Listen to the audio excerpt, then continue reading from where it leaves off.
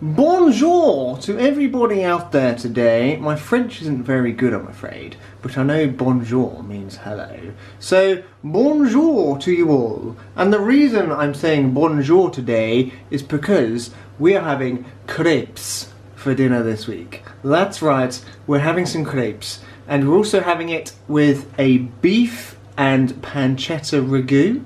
And we're not just having crepes, we're having Herby crepes as well. I'm going to be doing this recipe in two halves, one for the ragu and one for the crepes. So first, let's get that ragu on the go and head over to the board of choppage. Now then, everybody, we're making a pretty simple ragu here. I am kind of doing it from scratch though. I'm not buying a jar of ready-made sauce. I'm going from scratch, but we're going pretty basic here.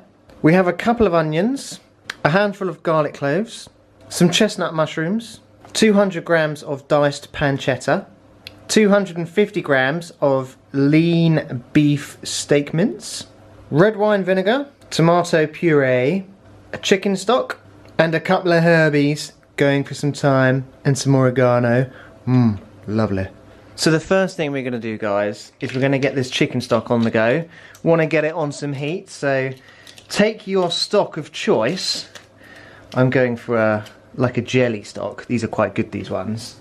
And then plop it in your water. I've got about 450 millilitres of water in the pan over here. Meanwhile, I'm going to chop up my onions and my mushrooms. I'm going to prep my garlic. Not going to chop it up though, going to crush it, as always.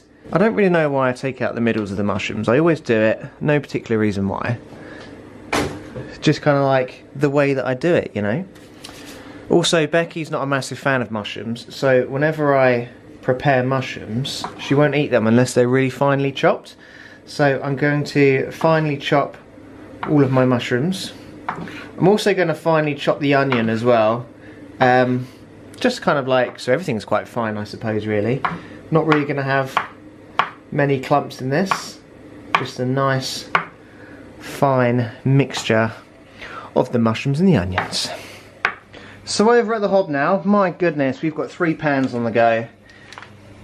What I'm going to do, I'm going to get a bit of butter in my saucepan, like so, and then a drizzle of oil. Whoop, not too much now.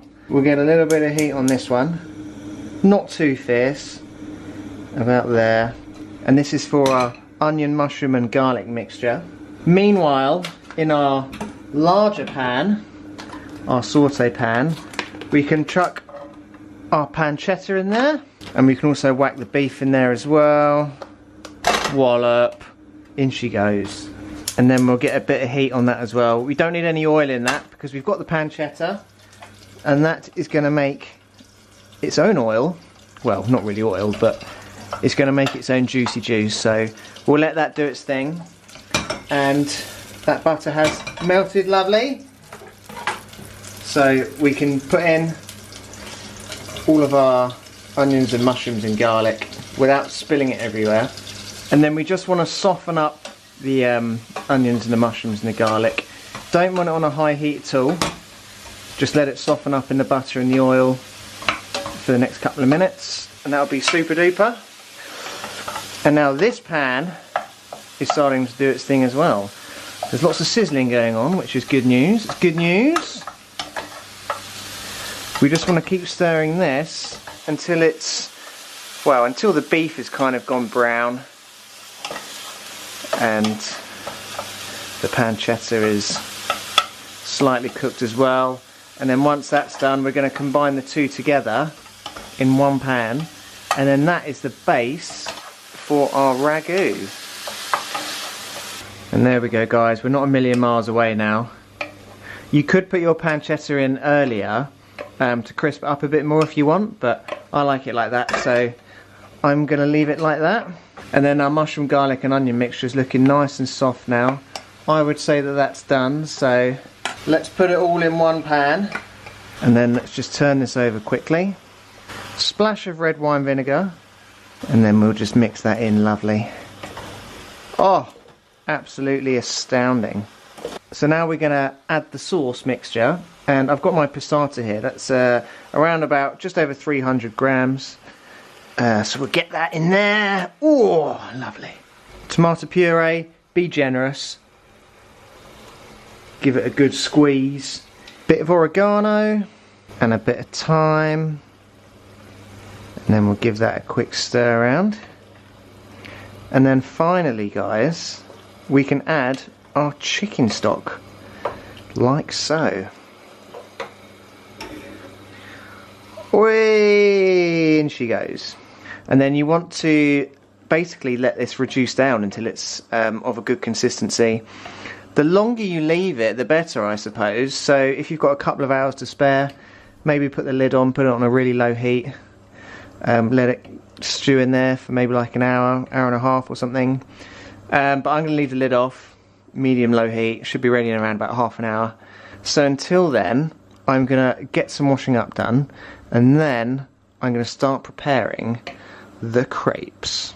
Now then, for your crepes, you are going to need a mixing bowl with 100 grams of plain flour, 200 milliliters of milk, 2 medium-sized eggs, some dill tops and some parsley to make it a little bit herby, a whisking tool, and a ladle, or maybe a ladle. Right, no real skill to this, guys. Just get everything in the bowl.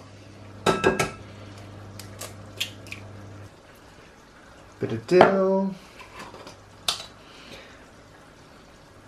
bit of parsley, and then basically just wazz it all up.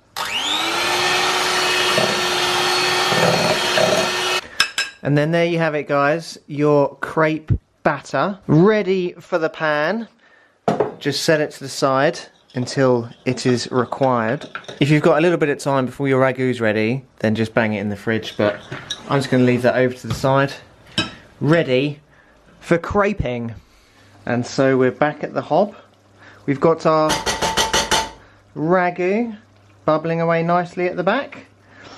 Had to swap it because I need this pan to make the crepes. If you just put a bit of butter in there and then a bit of heat going, we want the butter to melt, and it's important that you cover the whole base of the pan with the butter so that no part of the crepe will stick to the pan.